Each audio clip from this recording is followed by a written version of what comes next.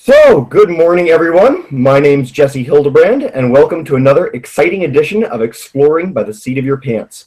For those who don't know, we're all about bringing adventure, science, and conservation into classrooms around the world, and today I'm excited to say we bring a little bit of all three with Holly.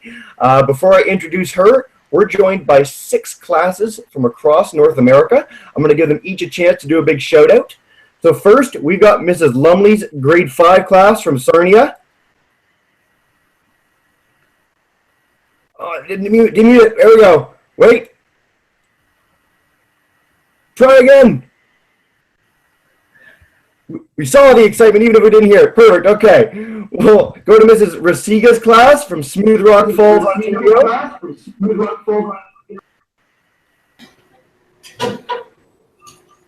Hi, guys. Awesome. We've got Mrs. Wilson's class from Freehold, New Jersey, grade 4s.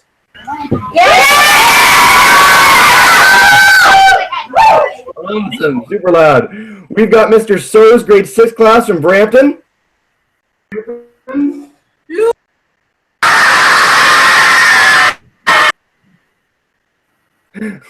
so glad they broke the mic. We've got Mrs. Piscatelli's grade 3 class from Freehold. If you guys can demute your mic. We can see the excitement. That's what matters. And then last but not least, you've got Mr. Bennett's class from Dorian, Ontario, grade 6 through 8. Hi, guys. Awesome. Lovely enthusiasm, everyone. Of course, the reason you guys are all here today is for our speaker. We're joined live all the way from the Highlands of Scotland by Holly O'Donnell. She is a conservationist and zoologist that leads the mammal research team for an NGO in the Peruvian Amazon. She works in remote field sites in the middle of nowhere in the jungle where they can't communicate with the outside world for weeks at a time. Sounds like an awesome job. So without further ado, I'll turn it over to Holly and she can tell us all about her amazing story. Thanks so much for being with us here today, Holly. You're welcome. Thanks for having me. Hi, everyone. So, like Jason just said, I'm going to talk a little bit about the work I've been doing for the last year and a half in the Amazon rainforest in Peru, which is in South America. So, without further ado, I'll get onto my PowerPoint, which I'll go through some photographs. I'll show you a little bit about where I work, about what kind of work I do, where I live when I'm out there, and kind of the wildlife we see, the animals we see, and of course why I'm doing all this, why this is conservation, why it's helping. So I'm just going to share my screen, hopefully, with you all. Is that working? Is that sharing? That works. That's great. Excellent. Okay. So hopefully this will go fine. So yeah, I've been the mammal team coordinator for Fauna Forever. And Fauna Forever is a non-profit organization that works in the Peruvian Amazon. And they work across different sites and different places. And it's all about going into an area and seeing how many animals are there and what types of animals are there, making lists of all the species and comparing between different areas. Because some areas might be good forests, they might be protected forests, so of course we'd expect them to have maybe higher levels of wildlife. But we're also interested in seeing how that's changing in areas that might be closer to the city or closer to communities that are maybe logging or farming. And also ecotourism is a huge thing now in the Amazon. So some of you might even know people who've gone to the jungle for holidays, I don't know. But it is possible to go, and it's possible to go and stay in a lodge and have guided walks out into the rainforest and see all the animals. So we want to measure if that's having a good effect on the wildlife, if it's helping protect the area. So my job is to go out and count animals basically and see what we've got. So I'll take you through a little bit about my life over the last 18 months. So yeah, this is a nice view of the Amazon rainforest, also the jungle. So first of all, our journey starts with some cars. We have to load up our 4x4s with all the equipment we might need for the next month without leaving the rainforest. So that'll be things like lots of food, lots of water, our first aid kits, and lots of volunteers. So we have volunteers who join us for anything from a couple of weeks to several months at a time, and they help us all collect in our data. So after the car journey, this is the kind of road that we'll travel down. On a good day like this in the dry season, it'll take maybe 3 hours to go along the road, but in the wet season, it can take a lot longer than that. So you can see here our car is well and truly stuck. I think this was about December last year. And you can see we've even had to cut down a small tree to try and lever the car out of the mud because it's so stuck. So we're at the mercy of the weather in the rainforest, and it is called the rainforest for a reason.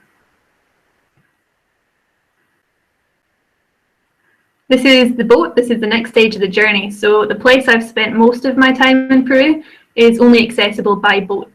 And even loading up the boats can be a bit of a feat. Some of the equipment here, like an engine, might be quite heavy to have to lift onto these wooden boats. Often the banks are very muddy, very slippy, very sinky. But it's good fun. Everybody chips in and we get it done relatively fast. It is also quite hot, I should say, when you're in these boats. But this is a dry season photograph when the river's really shallow, really slow flowing. So it's nice. You can sit on the front of the boat quite safely and just enjoy the scenery. Sometimes though it's a little bit too shallow, and you can see here we've actually gotten stuck, and my friend there's trying to push the boat off of a sandbank. So this is camp. This is what camp looked like about a year ago when we first went into this area for the first time. And it's pretty basic. The most important thing to do when you get in there really is to get a roof up. So these are some recycled plastic advertisements from a city. So we hoist the roof up, and then we can keep our food dry, we can keep our beds dry, we can construct a few bunk beds underneath there while we get the more time-consuming things built, such as the bathrooms. And it has developed a lot over the last year. It's not as basic as this anymore. And this is one of our original outdoor showers. We do have proper showers with walls now. It's quite nice. We do have flushable bathrooms. But we had to do a lot of the building ourselves. We had some workers in to help us. But although I'm a scientist, a lot of work setting up camp is very important as well. You've got to just chip in and try your best. And you can see here, this is one of the sleeping platforms, and it has to be raised up above the ground. So 2 reasons there. It helps keep a lot of the insects off of the platform, and it also helps when it rains and it gets very muddy.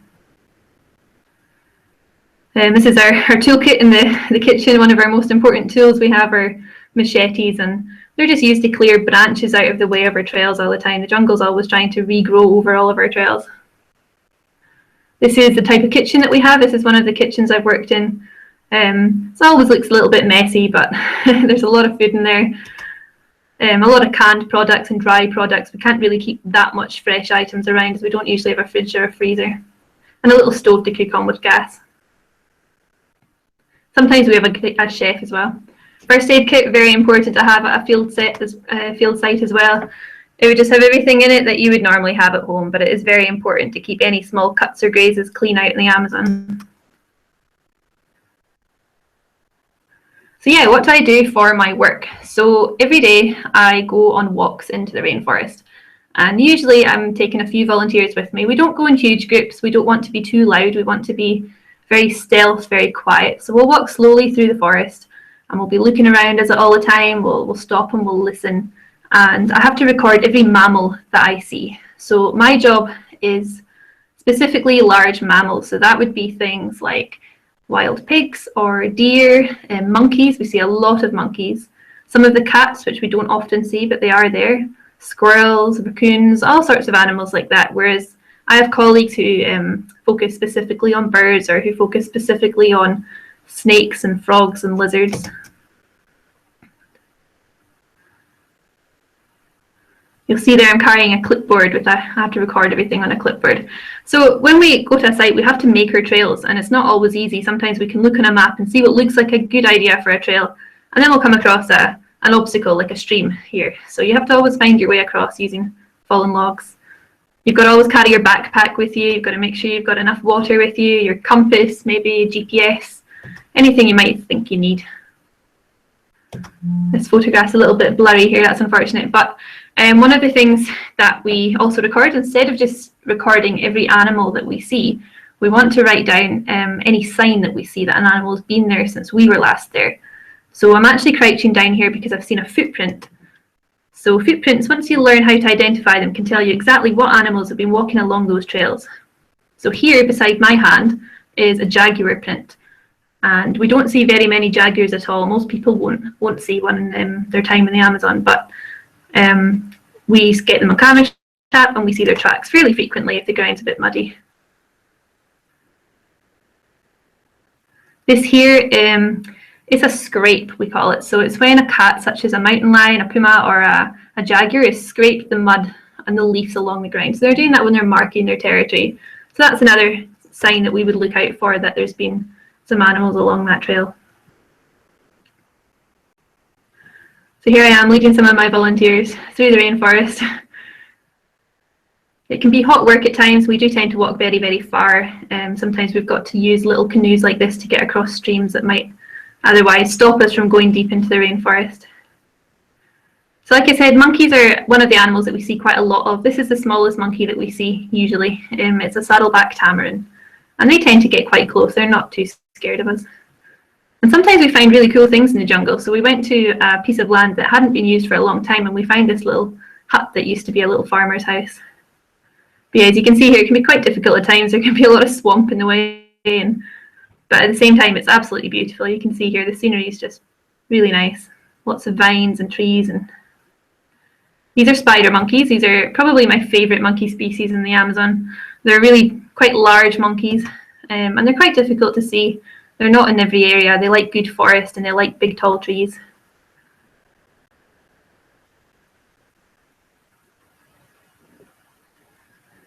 So something we might do as well that's not necessarily what we do every day, but if an opportunity arises, we want to collect as much data as we can. So on the day that I just saw the spider monkey that I showed you a photo of, we noticed that they were eating fruit, and then they would take maybe a bite or 2 bites out of a piece of fruit and they drop it on the ground. So we collected those bits of fruit from underneath the tree, and we took them back to camp, and we had somebody who was an expert who knew much more about botany than I did.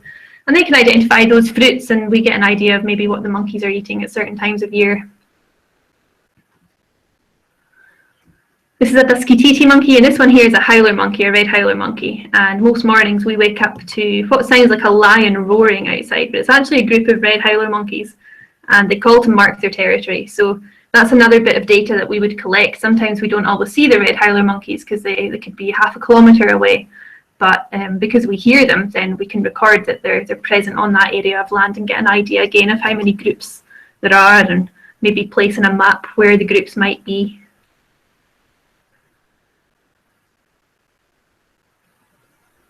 So the second main part of my job, as well as the walks, is setting up camera traps or trail cameras. A lot of the wildlife in the rainforest is very shy, it's very elusive, or sometimes they only come out at night. And we do walks at night, but it can still be difficult to see some of these animals. So what we do is we set up these cameras, and they are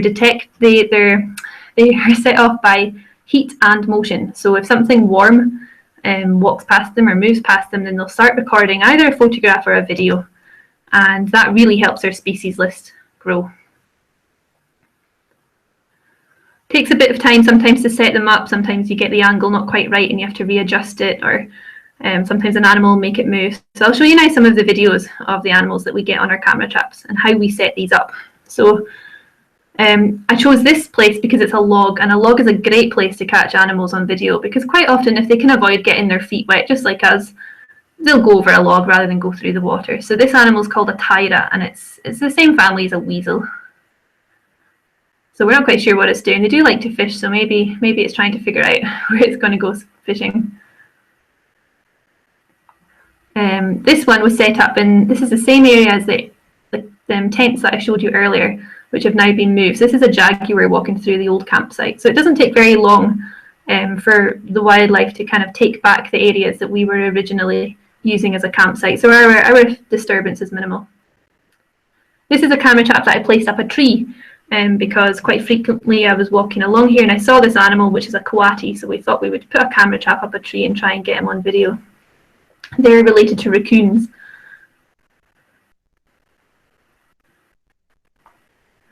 This is not a great video, but it was taken at night, and this is a giant armadillo. And I was hoping to catch one here, the reason being that this cleared area of land is a leafcutter ant nest, and anteaters love to eat ants. So I put the camera there in the hope that this anteater would be caught coming in right enough. He comes along almost every night, and he'll go and he'll dig a big hole. You'll see him kicking the dirt out of the ground here. And he'll eat some of the ants, and then he'll be on his way a few minutes later, and then the poor ants have to try and reconstruct their nest. But he really digs quite deep. This is an area called a kolpa, or a clay lick, and it's where some of the animals come to get some extra minerals that are lacking from their diet. These are some more Taira again. It's always worth watching a video to the end in case you get a little straggler at the end coming along. This is quite a special animal called a grison. And this, of course, is a jaguar, probably my favourite rainforest animal. This is a puma. I think you guys might call them mountain lions in North America. They're quite common here. They tend to come out at night in the rainforest, and most of the time we catch them on camera trap rather than spot them. This is one of our smaller cats. This is an ocelot. They're generally more active at night, but that one was out quite late in the morning. And this is the largest land mammal in South America. This is a tapir.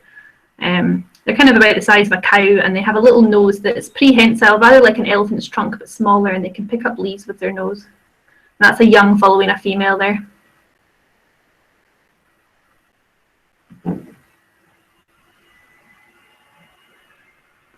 This is another cat. This is called a margai, and this is an ocelot again. Sorry, I have a little cat videos. We catch a lot of ocelots on camera trap. And sometimes the animal gets a little bit inquisitive about my cameras. So this is a peccary, a wild pig, coming and having a sniff at one of my cameras. It can probably smell human scent on it, particularly if we've been wearing insect repellent or something that smells quite strong. This is an ocelot as well, having a little sniff at one of my camera traps.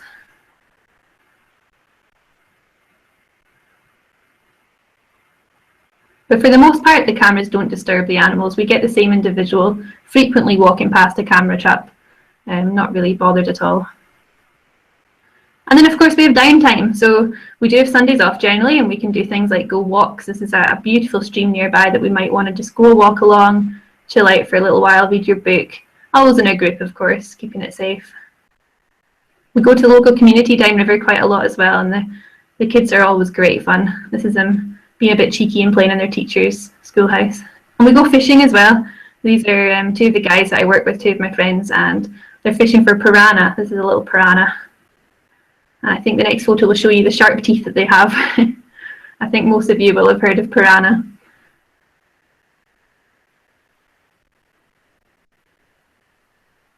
So sometimes things don't always go to plan, and on our days off we might be having to do a bit of tidying up. So if you have a look at this photograph, you can see in the background, this is another tent that's actually functioning as our kitchen at the moment, and this tree accidentally fell down very close to the kitchen, and it was fine, nobody was hurt, but it did make rather a large mess that we had to clear up with just machetes, so it took a very long time to tidy all this up. But this is sometimes what happens when you're in the rainforest. Another thing I should say is, although I'm mostly interested in mammals, although that's what I'm looking for my job, there's a lot of other things in the rainforest that you always come across and you find. You're never bored, you always find more interesting things. So I'll go through some photographs of some things now that I have found that I quite like. This is a little frog. There's a lot of frogs and lizards and snakes, as well as insects. This is probably one of my favourite frogs. He's got a big smiley mouth. And scorpions as well, lots of insects, and it's good to learn how to hold different animals like this and not to be scared of them as well. Most things won't harm you so long as you don't disturb them. This is a tiny little tortoise. And a lot of snakes as well. Most of the snakes out here are not harmful to you at all. And it can be nice to get photographs of them and learn how to hold them.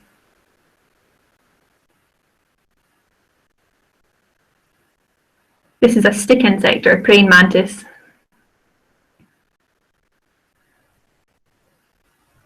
And this is a tiny, tiny little rainbow boa. I'd never seen one so small before, but it's absolutely tiny. A little baby snake. And this is a coral snake. This is an aquatic coral snake. So it's very brightly coloured. This is one of the more dangerous snakes. But again, so long as you're careful, it's all fine. This is a small caiman that's on the riverbank during the day, sunning himself, waiting to catch some fish probably. And sometimes when we find extra animals, it's a chance to collect extra data. So although I'm only working with the mammals, if we find something like a frog or a snake or a lizard that I'm quite certain we haven't recorded on the species list yet, then I'll catch it and I'll take it back to our camp, and our herpetology team will take data from it before releasing it back in the spot it was found. So tortoises are also like that, except we leave them where they are. They're quite heavy usually. So if I find a tortoise like this, what we usually do is we turn them upside down and we record the date and the GPS location of where we are. And then we let him go on his way. So if anybody finds him again, then we can have an idea of what the range is of that tortoise. It's just some extra information that's helpful to know. And same with footprints. One day I was swimming on the beach and I found this capybara footprint. So you can measure it and see how big that footprint is, as well as things like this, which is some feces of the capybara.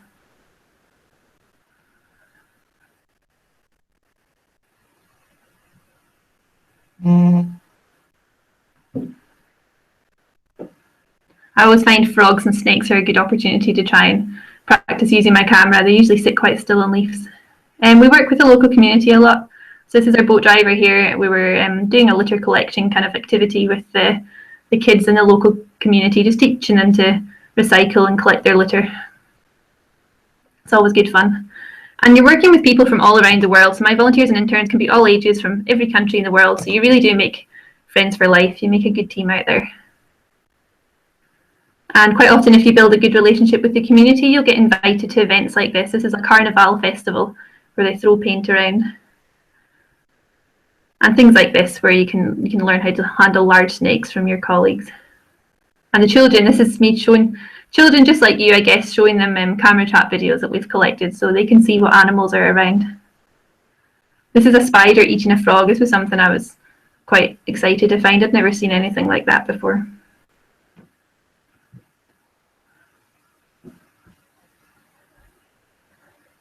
This is a baby monkey. This was an interesting story where I was out in the forest one day and I spotted a baby red howler monkey out in the tree, and it came very low down, which is why it attracted her. It caught her attention because it was lower down than it should be, and eventually it came so low down that it actually jumped onto my shoulder, at which point I thought, oh dear, this isn't normal. This has probably been a pet monkey. So yeah, when we went back to the lodge, it turned out that indeed a pet monkey had been kept there by a local man recently and it had run away. And this was a baby monkey. So he did unfortunately get a little bit sick. He couldn't survive alone in the rainforest. So he is now at a rescue centre where he's healthy and happy.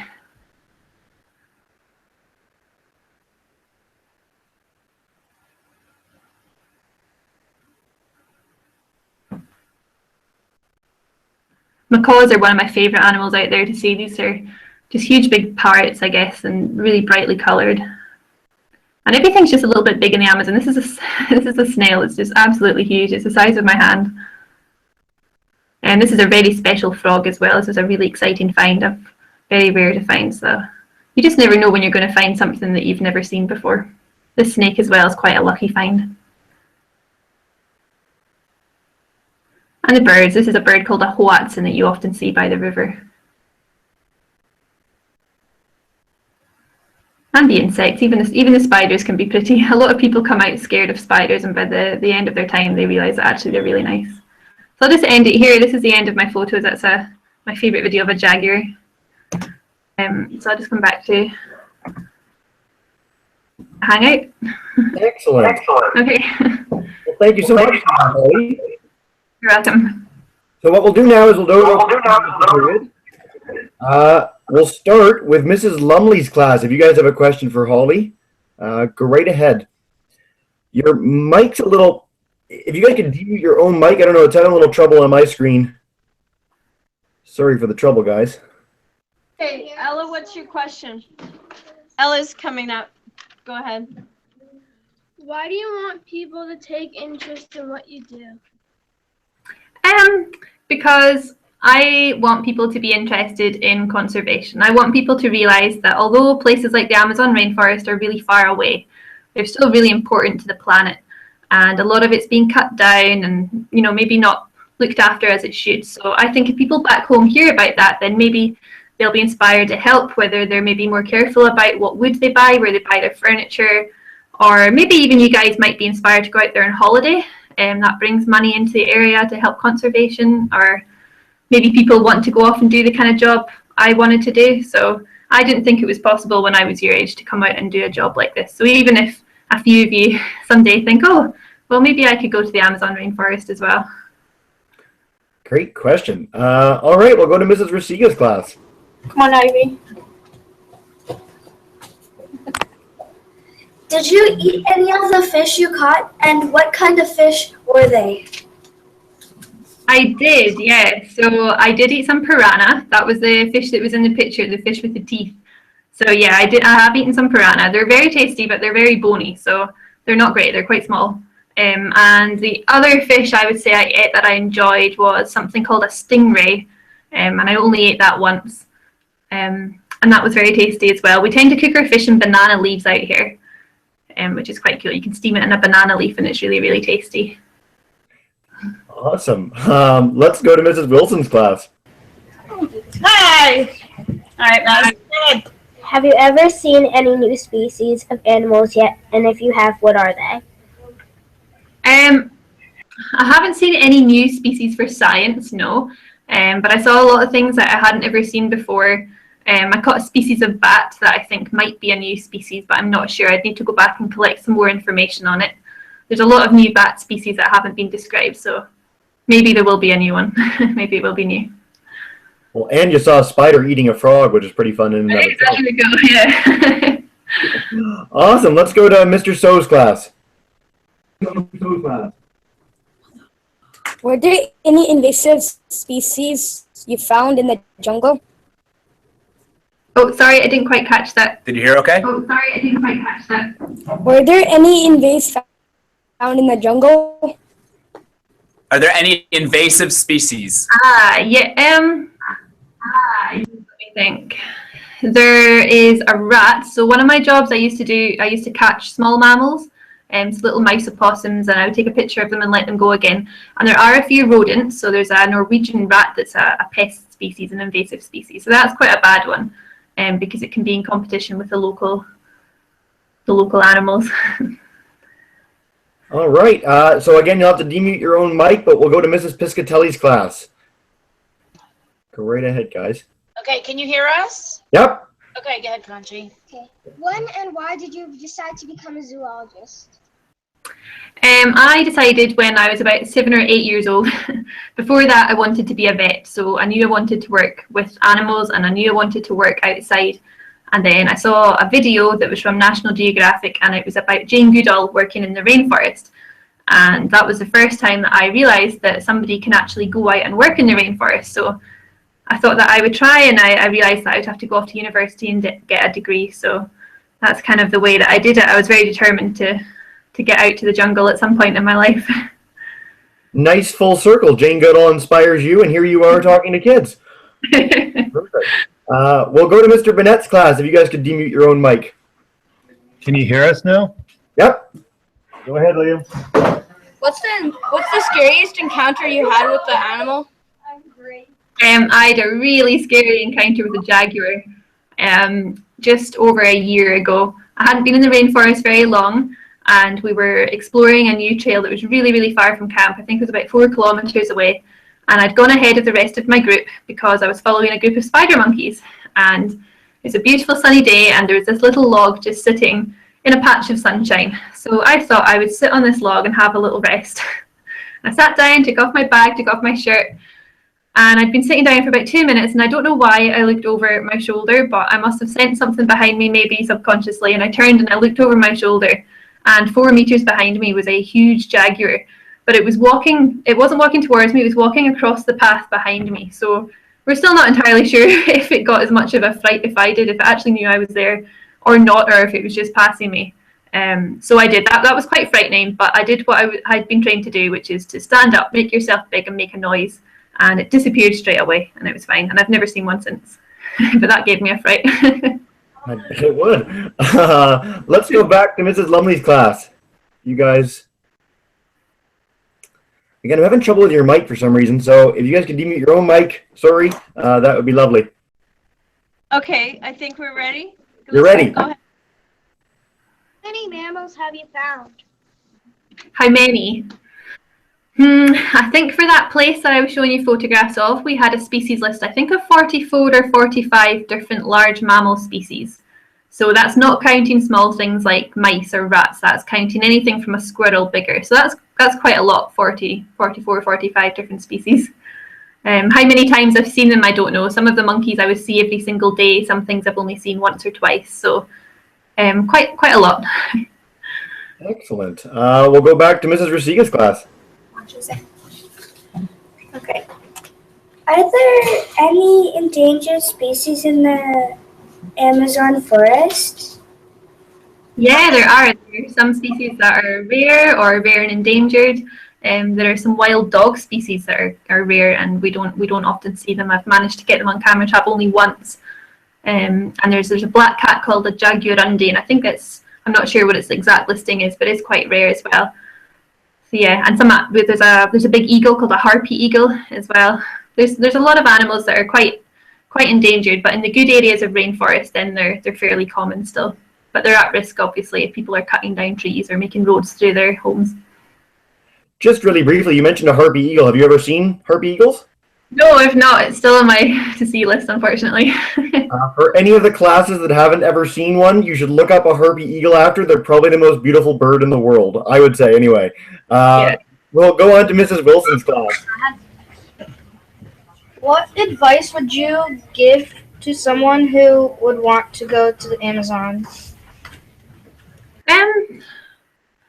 So long as you're passionate, so long as you want to go there, then it's absolutely possible. So, and it doesn't necessarily need to be through school. So I went because I went to university and I got a degree because that's what I wanted to do. But I have plenty of friends out there as well who have left school and not gone to university. If that's maybe their grades aren't quite good enough, but they've gone out there and they've started off by volunteering or by helping, and then that turns into maybe a job where they don't get paid, and then that maybe turns into a real job. So long as you get yourself out there, and so long as you are sensible and know what you're doing and are happy to learn and you're interested in it, then you can make it happen either through school or not through school. Excellent question too. We'll go back to Mr. So's class.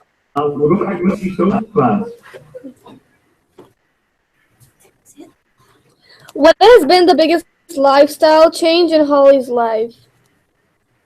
Definitely adapting to life without So I had to live out there with no cell service, no internet, not even electricity, anything like that. So that's a big lifestyle change. But it's nice, you get used to it. It sounds quite drastic, but you do get used to it really quickly. And in fact, when I came back to Scotland, I'd forget that I had electricity. I could forget I had a cell phone or forget that I could actually charge it and things like that. So it's nice. It's a very different lifestyle where you spend more time with the people that you're living with, and you might spend more time reading or playing card games rather than sitting on your phone or the computer. So it's a really nice kind of lifestyle. The ultimate way to disconnect, just put yourself in the middle of the Amazon. Yeah. Miss Piscatelli's class, if you want to demute your own mic, go right ahead with another question. Go ahead, Lise. Has a tree ever destroyed one of your camps? Not completely destroyed, no, but we did have a large branch fall onto our bathroom earlier this year. We had some particularly windy weather and a huge branch fell off a dead tree and it completely smashed the roof of the bathroom, which had to be repaired. So it is a problem, but we try our best to remove any dead trees that might be a danger. So we try to remove dangerous trees, but obviously things still fall. Most of the time on my trails, quite often my trail will be fine one day and the next day it's just a wall of vegetation that I need to clear out of the way. Excellent. So last but not least, we'll go back to Mr. Burnett's class. Go ahead, Alex. What are your experiences with flying leeches? With what, sorry? Flying leeches? Oh, leeches. Flying. Leeches. Leeches. Okay, so where I am in the rainforest, we don't actually have leeches, which I'm really, really grateful for. But we have everything else. We have things like ticks. Ticks are probably the bane of my life rather than leeches, but yeah. A lot of creepy things, but that's why you build the huts up on platforms. Your things get to you. So that brings us to the end, guys. Thanks so much for being here. What we do at the end of every hangout is I'm going to let all the classes say a big thank you to Holly. So I'll demute all your microphones. If you want to say thanks to her, go right ahead. Go right ahead.